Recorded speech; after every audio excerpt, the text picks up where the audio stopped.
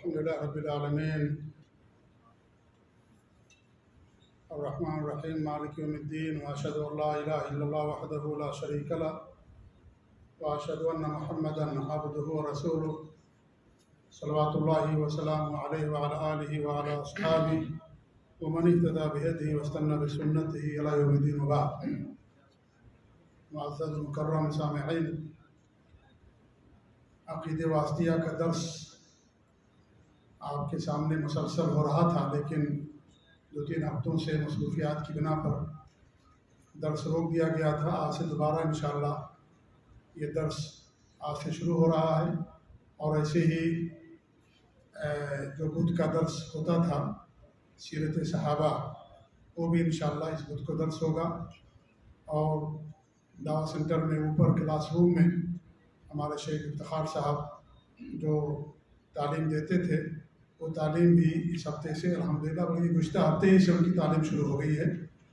ایسے سارے دروس میں آپ تمام حضرات سے شرکت کی درخواست کی جا رہی ہے، کیونکہ یہ قیمتی دروس ہوتے ہیں، آپ کے علم میں اضافہ ہوتا ہے، دین کی معلومات ہوتی ہے، لہذا ایسے دروس کے اندر ہم سب کو شرکت کرنی چاہیے۔ اللہ رب العالمین ہمیں اپنے دین کا علم حاصل کرنے کی توفیق دے اور اس پر عمل کرنے کی توفیق بخشے، آمین رب العالمین۔ عقیدہ واسطیہ کے اندر اللہ رب العالمین کے تعلق سے جو صفات ہیں اور جو ایک سچے مسلمان کا عقیدہ ہونا چاہیے، ان تمام چیزوں کو مصنف رحمۃ اللہ علیہ نے کتاب کے اندر بیان کیا ہے۔ آج سے ان حدیثوں کو ہم آپ کے سامنے بیان کریں گے جن حدیثوں میں اللہ رب العالمین کی صفات بیان کی گئی ہیں، اور مصنف نے ان حدیثوں کو یہاں بیان کیا ہے۔ اس سے پہلے آیتیں بیان کی تھی مصنف نے، وہ تمام آیتیں یا اکثر آیتیں جن آیتوں میں اللہ رب العالمین کی صفات کا یا اس کے ناموں کا ذکر ہے، اور یہاں سے ان حدیثوں کو ذکر کر رہے ہیں جن میں اللہ رب العالمین کی صفات بیان کی گئی ہیں۔ ساری حدیثیں نہیں، لیکن اہم صفات اور اہم حدیثیں۔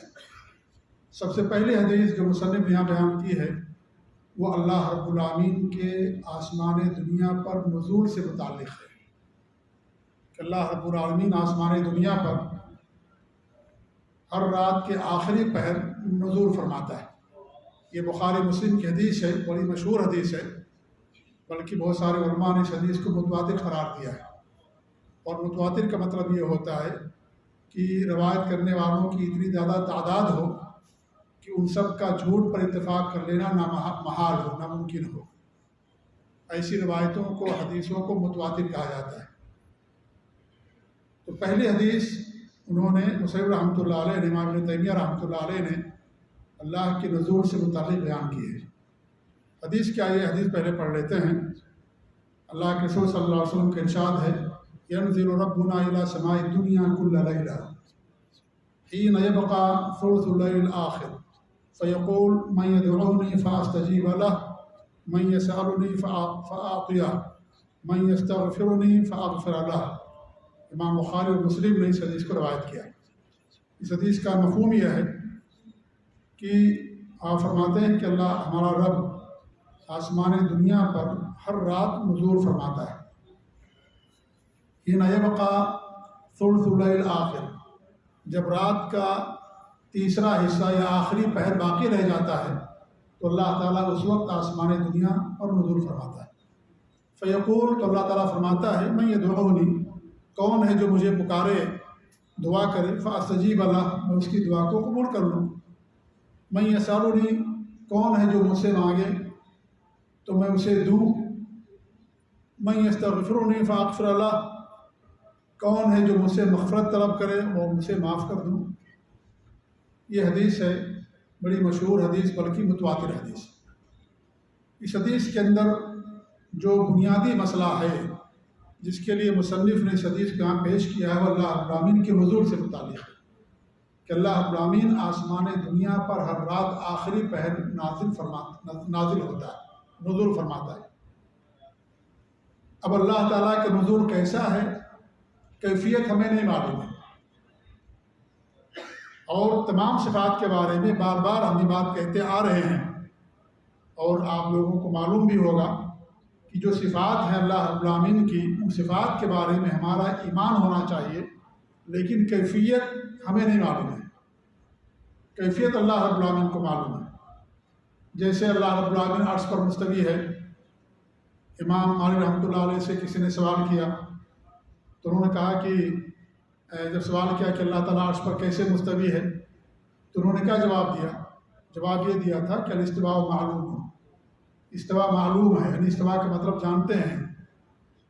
استوا معنی کیا ہوتا ہے؟ بلند ہونا، ٹھیک ہے، یہ ہمیں معلوم ہے۔ والایمان بہ واجب، اس پر ایمان لانا واجب ہے۔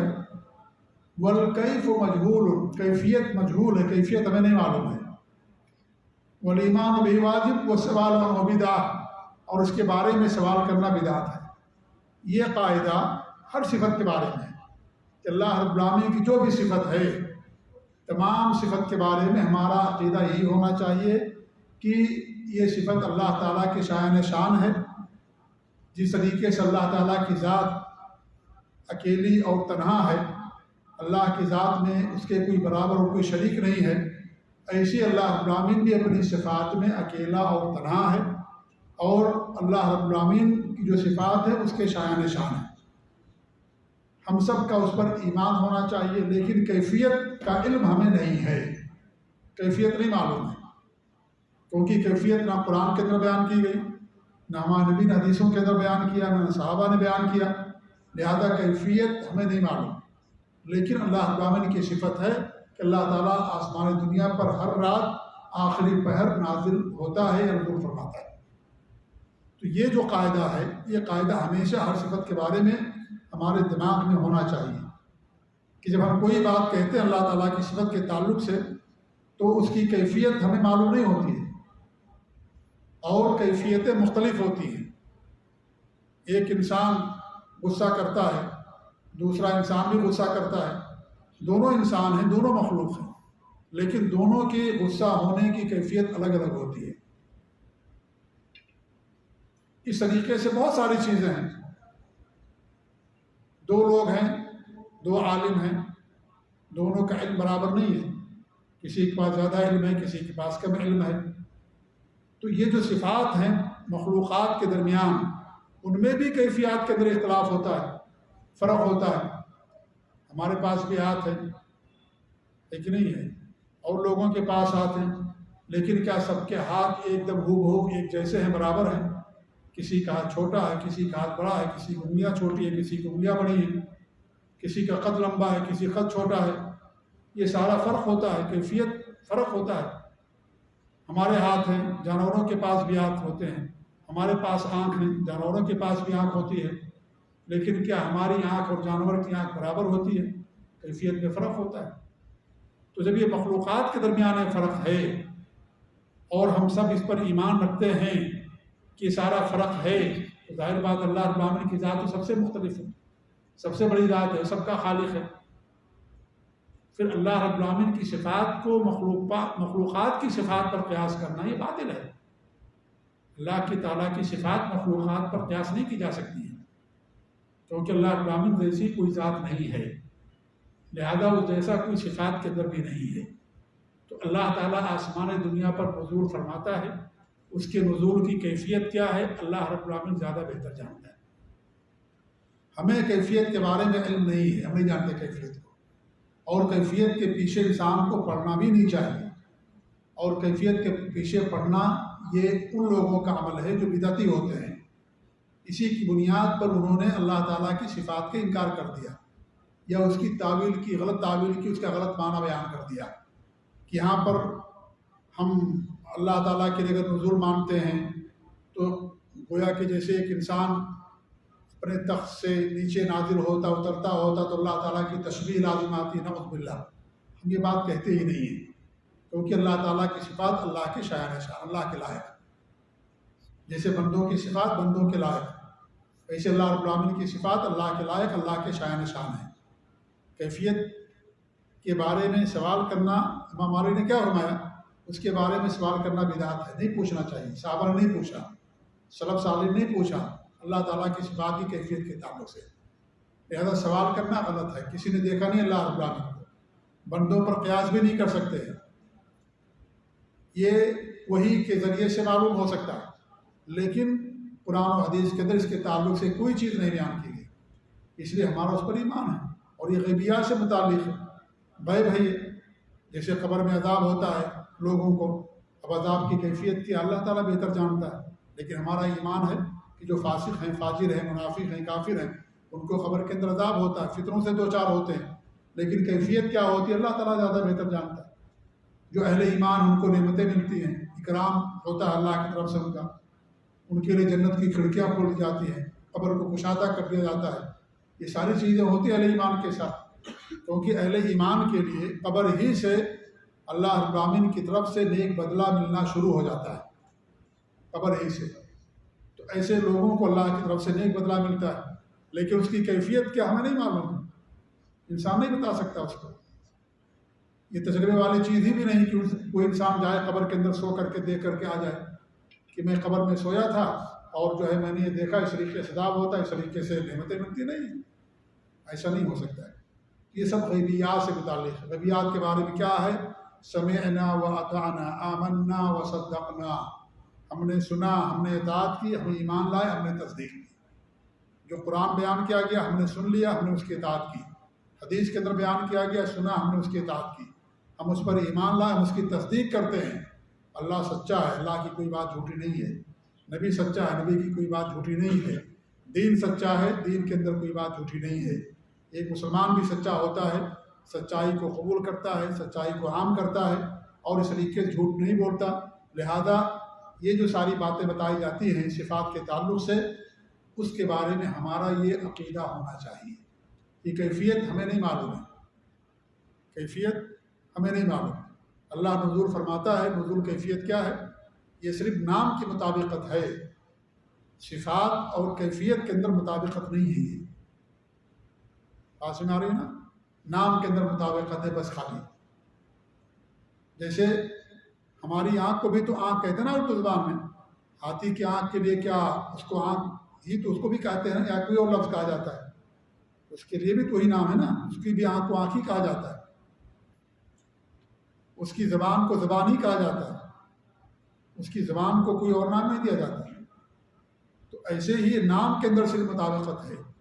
جیسے عبداللہ بن عباس فرماتے رضی اللہ تعالیٰ عنہ کہ جنت کے اندر جو پھل ہوں گے وہ سارے پھل وہی ہوں گے دنیا میں ہم آپ کھاتے ہیں.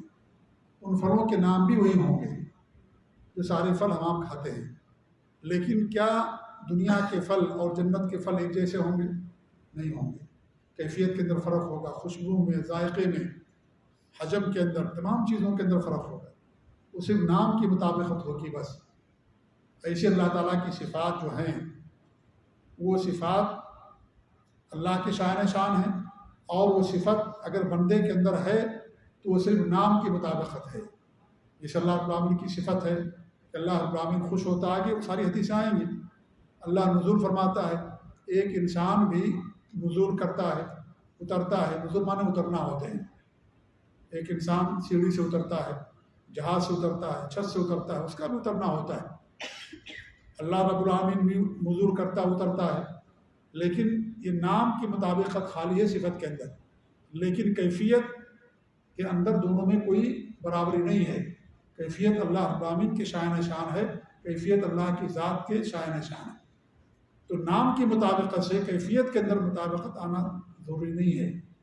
جیسے میں نے کہا کہ بھائی ایک عالم ہے، بہت سارے علماء ہیں، ان کو بھی عالم کہتے ہیں، ان کو بھی عالم کہتے ہیں، لیکن کیا دونوں کے علم کی کیفیت ایک جیسی ہے؟ کیا دونوں کا علم برابر ہے؟ نہیں برابر ہے. فرق ہے دونوں کے علم کے اندر. دو حافظ مان لیجیے، کیا دونوں کی تلاوت، تجوید، دونوں کا حفظ، ازبر ہونا برابر ہے؟ ہو سکتا ہے وہ بھی حافظ ہے لیکن وہ بھول جاتا ہے، اس کی تلاوت اتنی اچھی نہیں ہے. ہو سکتا ہے ایسا ہوتا ہے. حالانکہ دونوں کا نام حافظ ہے، دونوں کو حافظ کہا جاتا ہے، دونوں کو عالم کہا جاتا ہے. تو مطابقت نام کی مطابقت سے کیفیت کے اندر مطابقت ہونا یہ ضروری نہیں ہے. اور یہ جب مخلوقات کے اندر ہوتا ہے تو اللہ رب العالمین تو سب سے اونچی ذات ہے، اور اللہ رب العالمین سب کا خالق اور مالک ہے. لہذا اللہ رب العالمین کے بارے میں اس طرح کے ذہن میں بات لے کر کے آنا کہ اللہ تعالیٰ نزول فرماتا تو کیسے نزول فرماتا ہے، اور نزول فرماتا اترتا ہے جیسے ہمارا نزول ہوتا ہے، جیسے ہم اترتے ہیں کیا ویسے بھی اللہ اترتا ہے؟ یہ اللہ تعالیٰ کے بارے میں اس طریقے سوچنا یہ شیطانی وسوسہ ہے۔ یہ سب سوچنا انسان کے لیے غلط ہے، ایسا سوچنا حرام ہے انسان کے لیے۔ اسی لیے جو گمراہ ہوئے اسی بنیاد پر گمراہ ہوئے، انہوں نے اللہ کی صفات کا انکار اس لیے کر دیا کہ اگر ہم یہ کہیں گے کہ اللہ تعالیٰ آسمان دنیا پر نزول کرتا ہے تو مطلب یہ ہوا جیسے بندہ اترتا ہے ایسے وہ بھی اترتا ہے، نعوذ باللہ۔ تو یہ اللہ تعالیٰ کی ہم نے مخلوق سے تشبیہ دے دی، جبکہ اللہ تعالیٰ جیسی کوئی ذات نہیں ہے۔ تو اللہ کو پاک کرنے کے لیے اللہ کی صفاتی کا انکار کر دیا انہوں نے۔ اس لیے یہ طریقہ کن کا؟ اہل بدعت کا ہے۔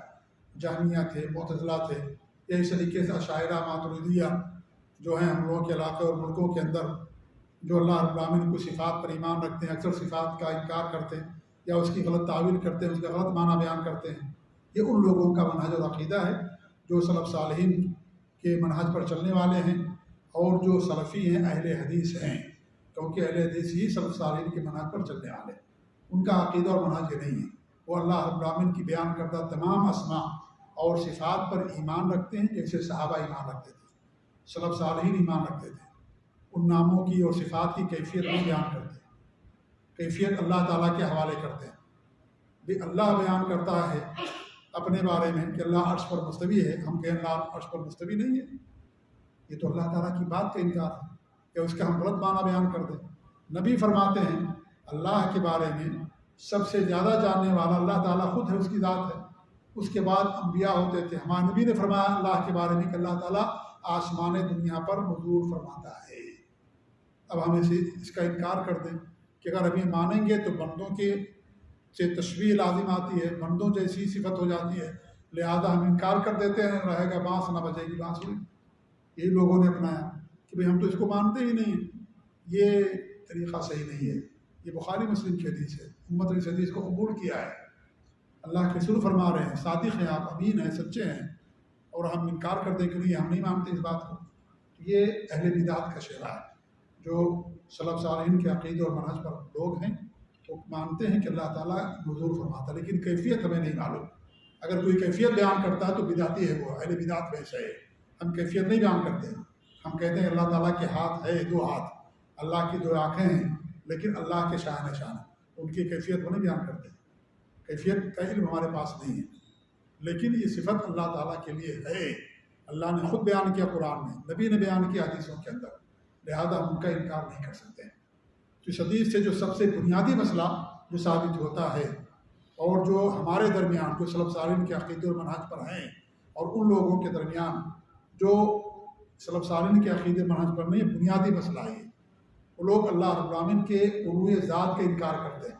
اس یہ بھی ثابت ہوا کہ اللہ رب العالمین ہر جگہ نہیں ہے، اللہ رب العالمین اوپر ہے، کیونکہ انسان جب اترتا ہے تو اوپر سے نیچے اترتا ہے۔ اس کا مطلب کہ اللہ تعالیٰ اوپر ہے، نیچے نہیں، ہر جگہ نہیں ہے۔ اس حدیث سے یہ بھی عقیدہ ثابت ہوتا ہے کہ اللہ رب العالمین ہر جگہ نہیں۔ ہمارے یہاں بہت سارے لوگوں کا عقیدہ ہی ہے، بڑے بڑے مولویوں سے پوچھیں گے، مفتیوں سے کہ اللہ کہاں ہے، کہیں گے اللہ ہر جگہ ہے۔ کوئی کہے گا آپ ایسا سوال ہی مت کرو کہ اللہ کہاں ہے، مت پوچھو، ایسا پوچھنا جائز نہیں ہے، ایسا پوچھنا غلط ہے۔ آپ اللہ کے بارے میں پوچھتے ہو کہ اللہ تعالیٰ کہاں ہے۔ تو ہمارے نبی نے پوچھا تھا نا، ایک لونڈی تھی، اور اس لونڈی کو ایک صحابی نے جن کا نام معاویہ بن حکم السلمی سے، مسلم کی حدیث ہے، انہوں نے تھپڑ مار دیا تھا اس لونڈی کو۔ وہ لونڈی ان کی بکریاں چراتی تھی، کہاں؟ احد پہاڑ کے پاس۔ ایک دن وہ گئے، دیکھا کہ ایک بکری غائب ہے، تو انہیں غصہ آ گیا، ایک تھپڑ مار دیا۔ بعد میں گھر آئے، افسوس کرنے لگے، اور اللہ کے رسول کے پاس تشریف لائے اور کہنے لگے کہ مجھے بہت افسوس ہے کہ اس لونڈی کو میں نے تھپڑ مار دیا، اب میں اس کو آزاد کرنا چاہتا ہوں۔ کیا کرنا چاہتا ہوں؟ آزاد کرنا چاہتا ہوں۔ ہمارے نبی نے کہا کہ اس کو میرے پاس حاضر کرو، میں اسے سوال کروں گا، پوچھوں گا کچھ کہ وہ مومن ہے یا مومن نہیں ہے، مسلمان ہے یا مسلمان نہیں ہے، کیونکہ مسلمان لونڈی یا مسلمان غلام کا آزاد کرنا یہ اجر کا کام ہے، یہ زیادہ ثواب کا کام ہے، تو اس کو میرے پاس حاضر کرو۔ وہ لونڈی لائی گئی تو آپ نے 2 سوال کیا تھا۔ سب سے پہلے سوال کیا تھا؟ این اللہ، اللہ تعالیٰ کہاں ہے، یہ سب سے پہلا سوال کیا تھا ہمارے نبی نے۔ آج ہمیں لوگ کہتے ہیں کہ بھائی آپ ایسا سوال کیوں کرتے ہیں؟ ہمارے نبی نے سوال کیا تھا۔ اگر کوئی سوال کرے اور اعتراض کرتا ہے، وہ ہے کہ نبی پر اعتراض کرتا ہے، کیونکہ سب سے پہلے ہمارے نبی نے سوال کیا۔ اس لحاظ میں ہمارے پاس بہت سارے لوگ ہمارے یہاں آتے ہیں، حافظ اور مفتی، تو ہم ان سے یہی سوال کرتے ہیں کہ اللہ کہاں ہے، ان کا ایمان جانچنے کے لیے کہ وہ اہل حدیث ہیں، سلف صالحین کے عقیدے پر یا نہیں ہیں۔ پہلے ہی سوال میں مار کھا جاتے ہیں، کہتے ہیں کچھ تو دائیں بائیں جھانکتے ہیں، کچھ کہتے ہیں کہ بھئی ہمیں نہیں معلوم، مجھے نہیں بتایا گیا، کوئی کہتا ہے کہ بھئی اللہ تعالیٰ ہر جگہ ہے، کوئی کچھ کہتا ہے، کوئی کیسا، لیکن صحیح جواب نہیں دے پاتے ہیں۔ اللہ یہ کہ جو ایسے لوگوں کے ساتھ رہتے ہوں جو جن کا عقیدہ ٹھیک ہے، منہج ٹھیک ہے، تو وہ جواب دے پاتے ہیں، ورنہ لوگ نہیں جواب دے پاتے۔ حالانکہ بنیادی بات ہے، ہمارے پوچھا کہ ہمارے نبی نے اللہ کہاں ہے، تو اس نے کہا کہ اللہ تعالیٰ اوپر ہے، آسمانوں کے اوپر۔ پھر آپ نے پوچھا میں کون ہوں، کہا آپ اللہ کے نبی ہیں، تو آپ نے کیا کہا تھا، عاتقھا فإنھا مؤمنہ، اسے آزاد کر دو، یہ مومن ہے، مسلمان ہے۔ یہ مسلمان اور مومن ہونے کے لیے عقیدہ رکھنا ضروری ہے کہ اللہ تعالیٰ کی ذات اوپر عرش پر ہے۔ اگر یہ عقیدہ نہیں ہے گویا کہ اس کے اندر ایمان نہیں ہے، اسلام نہیں ہے اس کے اندر۔ آپ نے دونوں کا صحیح جواب کی بنیاد پر کہا کہ اسے آزاد کر دو، مومن ہے، مسلمان ہے۔ اللہ نے کتنا فرمایا قرآن کے اندر، اللہ عرش پر 7 جگہوں پر۔ اور میں بات بار بار کہتا ہوں کہ شیخ الاسلام ابن تیمیہ سے ان کے شاگرد علامہ امام ابن القیم رحمۃ اللہ علیہ بیان کیا ہے کہ 1000 سے زیادہ دلیلیں ہیں اس بات کی کہ اللہ تعالیٰ عرش پر مستوی ہے، اوپر ہے۔ 1000 سے زیادہ دلیلیں، لیکن یہ 1000 دلیلیں ان کے لیے بیکار ہیں۔ جو صحیح منہج کا ہوتا ہے نا، اس کے لیے ایک آیت کافی ہوتی ہے، ایک حدیث کافی ہو جاتی ہے۔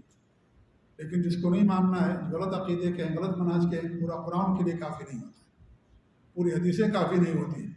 قرآن موجود ہے نا، کیا ان کے لیے کافی ہے قرآن؟ نہیں۔ قرآن سے لوگ بدعتیں ثابت کرتے ہیں، نعوذ باللہ، حدیث سے لوگ بدعتیں ثابت کرتے ہیں، نعوذ باللہ من ذالک۔ تو یہ بہت بنیادی عقیدہ ہے کہ اللہ رب العالمین کی ذات عرش پر ہے۔ وہ عقیدہ اس حدیث سے بھی ثابت ہوتا ہے کہ اللہ تعالیٰ اترتا ہے، نزول فرماتا ہے۔ نزول اوپر سے نیچے کے لیے ہوتا ہے۔ جبریل امین اوپر سے تشریف لاتے تھے، قرآن لے کر کے آتے تھے، وہی ایک نہیں ہے، اوپر سے لے کر کے آتے تھے۔ ہمارے نبی کہاں گئے تھے معراج میں؟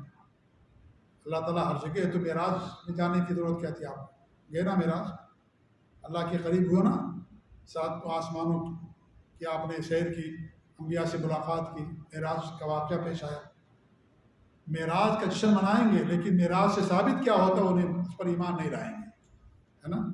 معراج کا جشن مناتے ہیں ہمارے یہاں جی 27 رجب کو، لیکن معراج سے حقیقی پیغام کیا ہے امت کے لیے، لوگوں کے لیے، اس پیغام کو بھول جاتے ہیں، اس پیغام کو نہیں مانتے، اس پر ایمان نہیں لائیں گے کہ بھئی اللہ تعالیٰ جب اگر ہر جگہ ہے تو آپ اوپر کیوں گے بھائی؟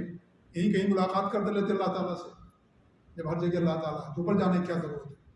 تو اللہ رب العالمین عرش پر جلوہ افروز ہے، بلند ہے۔ یہ عقیدہ ہونا چاہیے ہر مومن مسلمان کا۔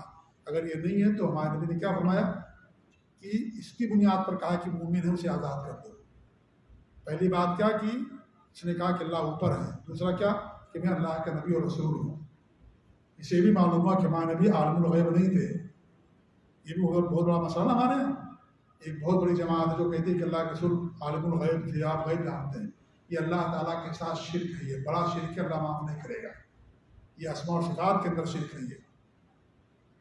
یہ صفت اللہ کے لیے خاص ہے۔ قل انما الغیب للہ، آپ فرما دیجئے اللہ تعالیٰ ہی کے پاس غیب کا علم ہے۔ وعنده مفاتیح الغیب لا یعلمها الا هو، اللہ ہی کے پاس غیب کی چابیاں، اللہ کے علاوہ کوئی غیب نہیں جانتا۔ کتنی ساری آیتیں ہیں قرآن کریم کے اندر، لیکن جس کو نہیں ماننا نہیں مانے گا۔ ہمارے لوگ کہتے ہیں کہ اللہ کے رسول عالم الغیب تھے۔ اگر عالم الغیب تھے تو آپ کو بتا دینا چاہیے تھا کہ مومن ہے، مسلمان ہے۔ احد پہاڑ کتنا دور ہے مدینے سے؟ احد پہاڑ کے پاس تھی لڑکی، وہ جو ہے لونڈی، وہ ہمارے نبی کے پاس آئے، نبی سے کہا کہ مجھے آزاد کرنا چاہتا ہوں۔ آپ نے کہا جاؤ اس کو لے کر کے آؤ۔ احد پہاڑ گئے، احد پہاڑ کے پاس رہتی تھی وہ لونڈی، وہیں اس کا چھوٹا سا گھر بنا کر کے دیا ہوگا یا جو بھی وہاں رہتی، وہاں سے گئے اس کو لے کر کے آئے لونڈی کو، ہمارے نبی کے سامنے حاضر کیا، نبی نے سوال کیا، پھر اس نے جواب دیا۔ اگر عالم الغیب ہوتے تو بتا دیتے نا کہ بھائی جاؤ آزاد کر دو، مسلمان ہے، میں جانتا ہوں تو مومن ہے، جی ہاں، جس کو تم نے تھپڑ مارا ہے۔ لیکن آپ نے ایسا نہیں کیا، کہا کہ اس کو ہمارے پاس لے کر کے آؤ۔ آپ نے سوال کیا، جواب دیا، تب اس کو آپ نے آزاد کرنے کا حکم دیا۔ تو اس سے یہ بات بھی ثابت ہوتی ہے، یہ عقیدہ جو بنیادی عقیدہ ہے اسلام کا کہ اللہ تعالیٰ عرش پر مستوی ہے، عرش پر بلند ہے، عرش پر جلوہ افروز ہے، اوپر ہے اللہ رب العالمین۔ اللہ تعالیٰ ہر جگہ نہیں ہے، اللہ سینوں میں نہیں ہے کہ اللہ تعالیٰ جو ہے ہر جگہ ہے، نعوذ باللہ من ذالک۔ جی ہاں، ہر جگہ یعنی مسجد میں بھی ہے، مندر میں بھی، ہر جگہ ہے۔ جی ہاں، مہاجر امداد اللہ مکی نام لوگوں نے بہت بڑے صوفی ہیں دیوبندیوں کے، بہت بڑے صوفی مہاجر کہتے ہیں ان کو، کیونکہ وہ ہندوستان سے یہاں آ گئے تھے، کہاں پر؟ مکہ، ان کو مہاجر کا لقب لوگوں نے دے دیا۔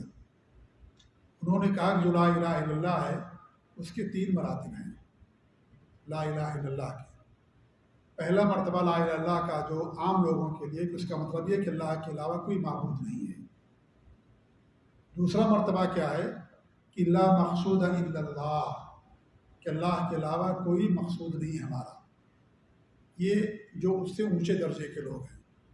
اور جو تیسرے درجے پر پہنچ جائے گا، جو فنا فی اللہ ہو جائے گا، اللہ کی ذات میں فنا ہو جائے گا، اس کا مطلب ہوگا کہ لا الہ الا اللہ کا لا موجود الا اللہ، کہ دنیا میں اللہ ہی کا وجود ہے، اللہ کے علاوہ کسی چیز کا کوئی وجود نہیں ہے۔ اس عقیدے کو کیا کہا جاتا ہے؟ ہاں، وحدت الوجود کا عقیدہ، کہ ہر چیز میں ایک چیز ہے، ایک ذات ہے۔ وحدت معنی ایک ہوتا ہے نا، وجود، ہر چیز میں ایک ذات ہے بس، یعنی اللہ، ہر جگہ اللہ، ہر چیز میں، پتھر میں، کنکر میں، فلاں فلاں، ہر چیز میں اللہ۔ یہی تو صوفیوں کا عقیدہ ہے، وحدت الوجود اسی کو کہا جاتا ہے۔ تو کہتے ہیں کہ لا الہ الا اللہ کا تیسرا درجہ ہے مرتبہ، وہ جو اونچے درجے کے لوگ ہیں، جو عبادت کر کر کے اور ذکر کر کر کے اپنے آپ کو بہت اونچا کر لیے، ان لوگوں کے ہاں اس کا مطلب یہ کہ لا الہ الا اللہ موجود الا اللہ، کہ پوری دنیا میں اللہ کے علاوہ کسی کا کوئی وجود ہی نہیں ہے، وحدت الوجود کا عقیدہ۔ جی ہاں، جبکہ اللہ تعالیٰ آسمانوں کے اوپر عرش پر جلوہ افروز ہے۔ یہ قرآن و حدیث کا، صحابہ کا، تمام انبیاء کا عقیدہ یہی تھا۔ ایسا نہیں کہ ہمارے دین کا، ہمارے نبی کا نہیں۔ حضرت آدم سے لے کر کے، حضرت آدم کو اللہ نے کہاں سے اتارا تھا؟ ہاں، اوپر سے اتارا اللہ رب العالمین نے ان کو۔ حضرت آدم کو سجدہ کرنے کا حکم دیا، فرشتوں کو، سب چیزیں اوپر ہوئیں۔ اللہ تعالیٰ عرش کے اوپر ہے، آسمانوں کے اوپر، عرش کے اوپر اللہ تعالیٰ۔ اتنے سارے دلائل، 1000 دلیل ہے، لیکن پھر بھی لوگ نہیں مانتے، کہتے ہیں کہ اللہ تعالیٰ ہر جگہ موجود ہے، کیونکہ ان کے مولویوں نے، بزرگوں نے ہی بتایا ان کو۔ ان کے ہاں ان کا بزرگ دلیل ہوتا ہے، قرآن و حدیث دلیل نہیں ہوتی ہے۔ ہمارے ہاں قرآن و حدیث دلیل ہوتی ہے، لیکن نہیں، قرآن میں آگے، حدیث میں آگے، الحمدللہ، چاہے ہم برسوں سے کرتے آ رہے ہوں، فوراً اس کو چھوڑ دیتی ہے۔ پہچان ہے اہل حق ہونے کی۔ حدیث آ گئی، قرآن آ گیا، سلف صالحین کی فہم کے مطابق ہے، معنی اس کا صحیح ہے، فوراً مان لیتے ہیں اس کو، چاہے برسوں سے کرتے آ رہے ہوں۔ یہ نہیں کہتے بھی ہم تو اس زمانے سے کرتے آ رہے ہیں، باپ دادا کرتے آ رہے ہیں، ہم نہیں چھوڑیں گے اس کو، نہیں، فوراً مان لیتے ہیں۔ یہ بہت بڑی دلیل ہے اہل حق ہونے کی۔ جی، وہ لوگ کب مانیں گے حدیث کو؟ جب ان کے امام کی طرف سے بات آئے گی۔ وہ حدیث کو ماننے کے لیے، حدیث کو ماننے کے لیے حدیث کو امام کا محتاج سمجھتے ہیں، کہ اگر ہمارے امام کہیں گے تب مانیں گے، نہیں کہیں گے تو نہیں مانیں گے۔ اہل حق کا شیوا یہ ہے کہ نہیں، حدیث کسی امام کا، کسی عالم کی محتاج نہیں ہے۔ حدیث کا معنی صحیح ہے، حدیث صحیح ہے، وہ حدیث کو ماننا ہر مسلمان کے لیے واجب اور ضروری ہے۔ تو اس حدیث سے جو مسئلہ مصنف نے بیان کیا وہ یہ کہ اللہ رب العالمین آسمان دنیا پر نزول فرماتا، ہر رات یہ عمل ہوتا ہے۔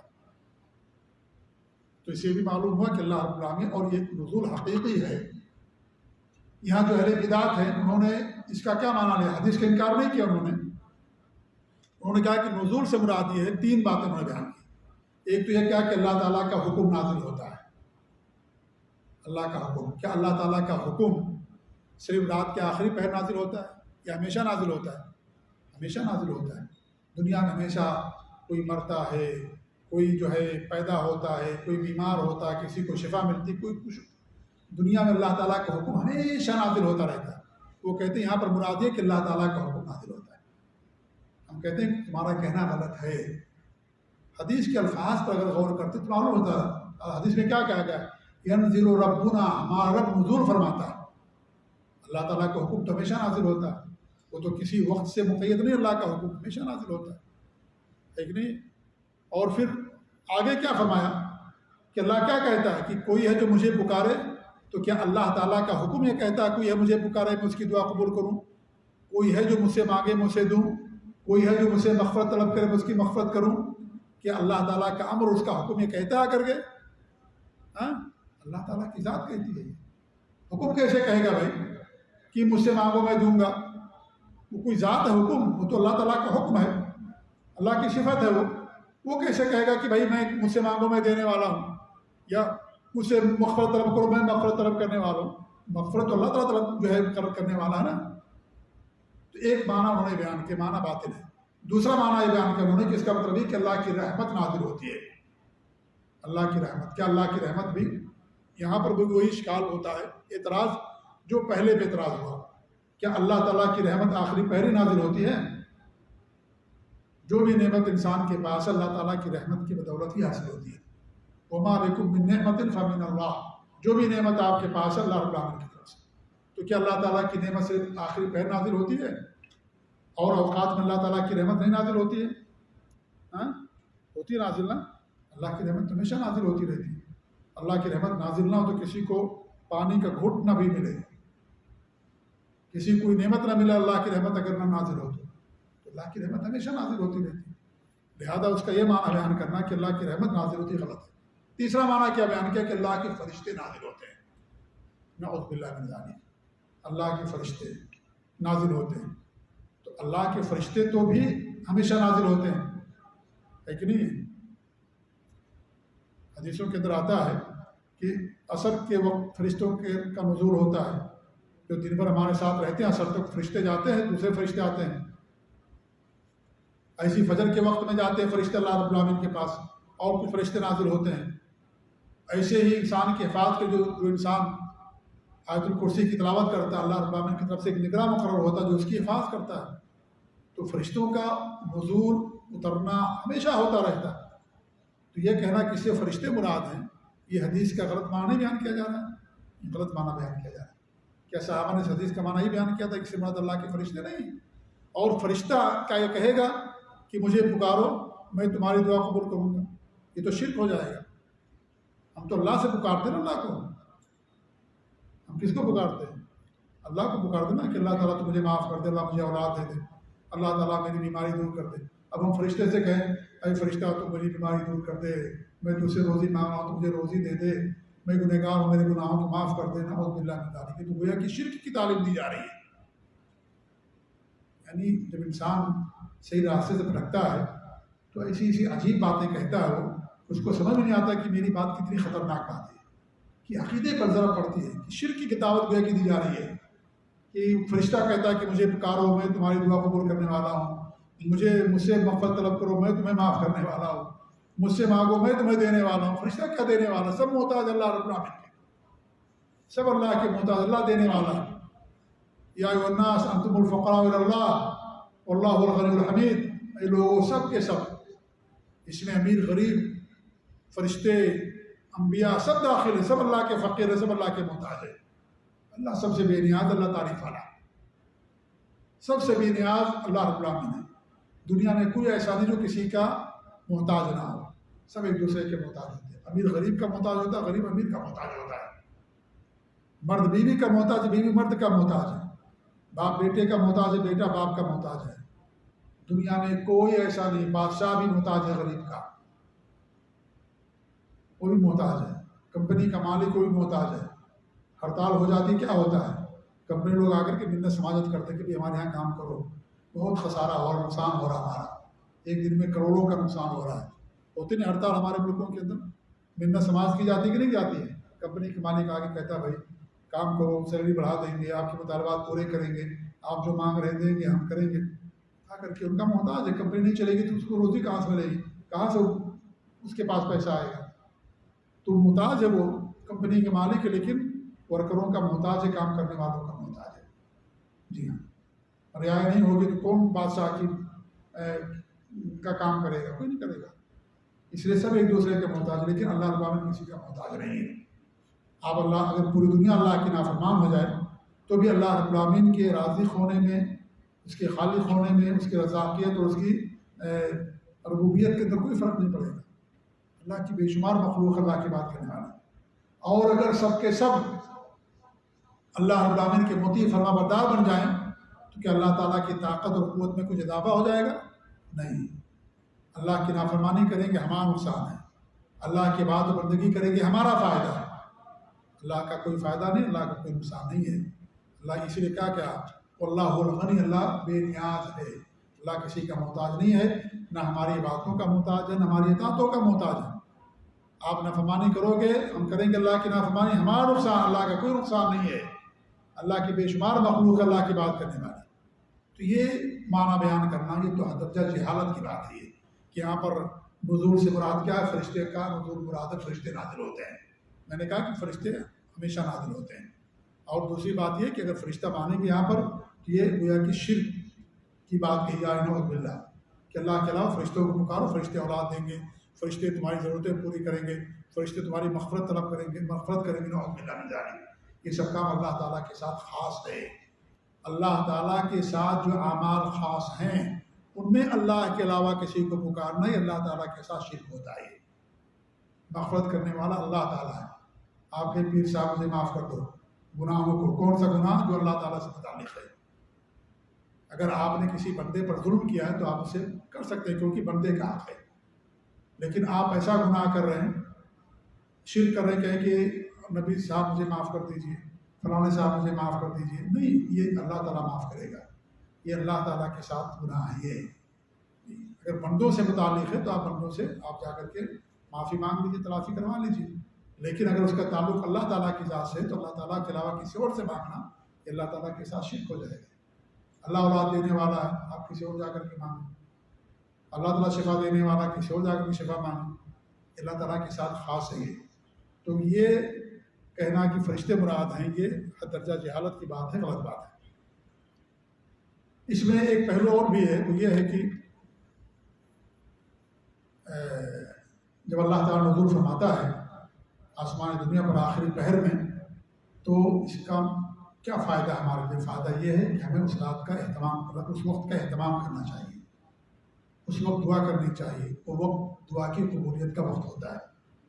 آپ مانگیں گے اللہ تعالیٰ آپ کی دعا قبول کرے گا، اللہ تعالیٰ آپ کی غیر محتاجگی کو دور کرے گا، کیونکہ ہم سب اللہ تعالیٰ کے محتاج ہیں۔ اس سے معلوم ہوتا ہے کہ اس وقت کا ہم کو اہتمام کرنا چاہیے، خاص خیال رکھنا چاہیے۔ اس لیے آخری پہر کی دعا اللہ تعالیٰ قبول فرماتا ہے۔ آخری وقت کی جو تہجد ہوتی ہے، جو قیام اللیل ہے، وہ بہتر وقت ہوتا ہے کہ انسان آخری وقت میں تہجد کی نماز پڑھے، کیونکہ اس وقت اللہ تعالیٰ آسمان دنیا پر ہوتا ہے، اور آپ جو کچھ کہتے ہیں اللہ تعالیٰ سے مانگتے ہیں، اللہ تعالیٰ اسے قبول فرماتا ہے، اللہ رب العالمین اسے قبول کرتا ہے۔ آخری پہر کی تعین کیسے ہوگی؟ آخری پہر کی تعین یعنی کیسے معلوم پڑے گا کہ آخری پہر شروع ہو گیا؟ رات کا آخری پہر شروع، اس کے جو ہے معلوم کرنے کے لیے بہت آسان طریقہ یہ ہے کہ سورج غروب ہونے سے لے کر کے اور فجر کی اذان تک اس حصے کو آپ 3 حصوں میں تقسیم کر دیجیے، ٹھیک ہے؟ رات کی شروعات کب ہوتی ہے؟ سورج غروب ہونے سے، لیکن دن شروع کب ہوتا ہے؟ اس کے بارے میں کچھ علماء تو یہ کہتے ہیں کہ سورج نکلنے سے، اور کچھ علماء یہ کہتے ہیں فجر کی اذان سے، فجر سے۔ شیخ ابن عثیمین رحمۃ اللہ نے بہت پیاری بات کہی، وہ کہہ رہے ہیں کہ فلکی اعتبار سے رات ایک دن کی شروعات سورج نکلنے سے ہے، لیکن شرعی اعتبار سے، شریعت کی نظر میں، شریعت کی روشنی میں دن کی شروعات کس سے ہوتی ہے؟ فجر سے ہوتی ہے، فجر سے۔ لہذا جو بھی شرعی چیزیں ہیں، عبادات وغیرہ ہیں، وہ جب آپ اس کو سورج کے ڈوبنے کے بعد سے لے کر کے فجر کی جو اذان ہوتی اس وقت تک کے حصے کو آپ 3 حصوں میں تقسیم کر دیں تو آخری جو ہوگا اس کا آخری پہر ہوگا۔ مثال کے طور 12 گھنٹے کی رات ہے، ٹھیک ہے، 12 گھنٹے کی رات ہے، تو آخری جو 4 گھنٹہ ہوگا فجر کی اذان تک وہ آخری پہر مانا جائے گا۔ 4 تیا 12 ہوتا نا، ابھی کب اذان ہوتی ہے فجر کی؟ 4:25 پہ ہوتی ہے نا، چلیے 4:30 بجے ہوتی ہے، 4:30 بجے مان لیجیے، اور سورج اور ڈوبتا کب ہے سورج؟ 5 بجے۔ کیا گھنٹہ ہو گیا؟ 11.5 گھنٹے ہو گئے۔ 11.5 گھنٹے کو 3 حصوں میں آپ تقسیم کر دیجیے تو کتنا ہوگا؟ 4 گھنٹے سے کچھ کم ہوگا۔ اگر 12 گھنٹہ ہو تو 4 گھنٹہ ہوتا، اب آدھا گھنٹہ کم ہو گیا ہے، تو آپ 10 منٹ کم ہو جائے گا سمجھ لیجیے. تو آپ یہ سمجھیے کہ 4:30 بجے اذان ہے تو آخری پار کب ہوگا؟ گویا کہ 12 نہیں 1:10 سے ہوگا. 1:10 2:10 3:10 4:10 نہیں 1:10 سے نہیں ہوگا بھائی. اس کو 3 حصوں میں تقسیم کرنا ہے. 12:10 سے شروع ہوگا نا. 12:10 1:10 2:10 3:10 4:10 نہیں تو 4 گھنٹے زیادہ ہو جائے گا. 4 گھنٹے سے کم چاہیے ہم کو. 4 گھنٹہ اگر 12 گھنٹہ ہوگا تو آپ سمجھیے جو ہے 12:40 سے شروع ہوگا. 12:40 سے شروع ہوگا ہے نا, یا اور بعد میں ہوگا 12:40 ہوگا نا. 12:40 1:40 2:40 3:40 4:30 بجے ہے نا. ہاں تو گویا کہ 12:40 یا 12:50 جیسا کہا ہمارے نجیب بھائی نے, اسی کے آس پاس سے لے کر کے اب فجر کی اذان تک یہ آخری پہر مانا جائے گا. بات سمجھ آ گئی نا؟ جی ہاں. سورج غروب ہونے سے لے کر کے فجر کی اذان تک کا جو دورانیہ ہے اسے آپ 3 حصوں میں تقسیم کر دیں. آخری جو گھنٹے ہوں گے, آخری 3 گھنٹے جو ہوں گے وہ گھنٹے رات کے آخری پہر مانے جاتے ہیں. اس میں سورج کے نکلنے کا اعتبار نہیں ہوگا. سورج کے نکلنے کا اعتبار دن کی شروعات کرنے کے لیے ہے فلکی اعتبار سے, لیکن شرعی اعتبار سے جیسے آپ کو سحری کرنا ہے, تہجد کی نماز پڑھنا ہے, ٹھیک ہے, یا اس آخری وقت میں آپ کو دعائیں کرنی ہے تو آپ کو اس کو اعتبار کرنا پڑے گا شریعت کا. وہ تو فلک کا نظام چلانے کے لیے ہے وہ, ٹھیک ہے. یہ جو ہے شرعی اعتبار اس کا ہوتا ہے. تو آخری جو پہر ہوتا ہے وہ اس میں کیا نام ہے رات کو 3 حصوں میں تقسیم کرنا.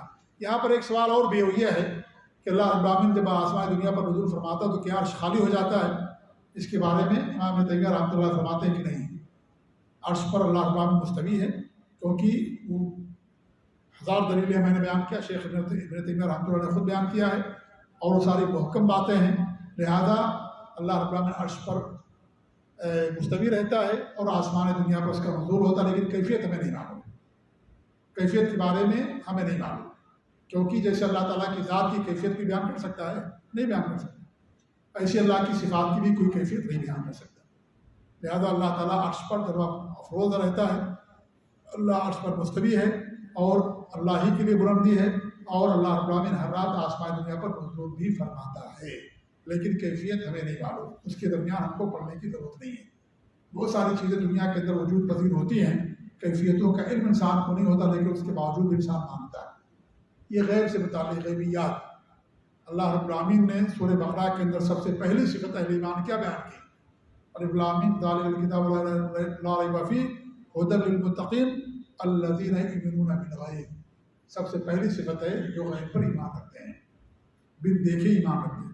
ہم نے اللہ کو نہیں دیکھا ایمان ہے, نبی کو نہیں دیکھا ایمان ہے, جنت جہنم نہیں دیکھا ایمان ہے کہ نہیں ہے, اس پر ایمان ہمارا ہے. بن دیکھے ایمان رکھنا. ایسے ہی غیبیات سے متعلق اس پر ہمارا ایمان ہے. آمنا وصدقنا, ہم ایمان لا, ہم نے تصدیق کی, انبیاء نے تصدیق کیا, صحابہ نے تصدیق کیا, ان کے لیے چیز کافی تھی, ہمارے لیے بھی کافی ہے. لہذا کیفیات میں پڑھنا یہ اہل بدعت کی نشانی ہے, اہل بدعت کی یہ پہچان ہے. جی ہاں, اگر انسان جہالت میں پوچھتا ہے اس کو سمجھایا جائے گا, لیکن اگر کوئی آدمی سمجھانے کے باوجود بھی اس پر مصر ہے, اس کا مطلب یہ ہے کہ وہ اہل بدعت میں سے ہے. تو یہ بڑی اہم حدیث ہے جو اللہ رب العالمین کی بڑی اہم صفت نزول سے متعلق تھی, جسے سب سے پہلے مصنف نے یہاں پر بیان کیا ہے, اور اس کے تعلق سے جو کچھ باتیں تھیں آپ کے سامنے بیان کرنے کی کوشش کی گئی. اللہ تعالیٰ سے دعا ہے کہ اللہ رب العالمین ہمارے عقیدے کی اصلاح فرمائے, اللہ رب العالمین ہم سب کو بدعقیدگی سے محفوظ رکھے, اور اس وقت کو غنیمت جاننے اور اس کا فائدہ اٹھانے کے اللہ تعالیٰ ہم سب کو توفیق دے کہ ہم اس وقت میں اللہ تعالیٰ سے دعا کریں. اللہ تعالیٰ سے مانگیں, ہر انسان محتاج ہے, ہر انسان مجبور ہے, کسی کے لیے کمال نہیں, ہر انسان کے اندر نقص ہے, کمی ہے, ہر انسان کسی نہ کسی چیز کا محتاج ہے. لہذا اس وقت انسان خیال رکھے اور اللہ رب العالمین سے دعا کرے. اللہ تعالیٰ ہی دعا کو قبول کرنے والا. آمین. جزاکم اللہ خیر. وصلی اللہ علیہ محمد وعلی آلہ وصحبہ اجمعین.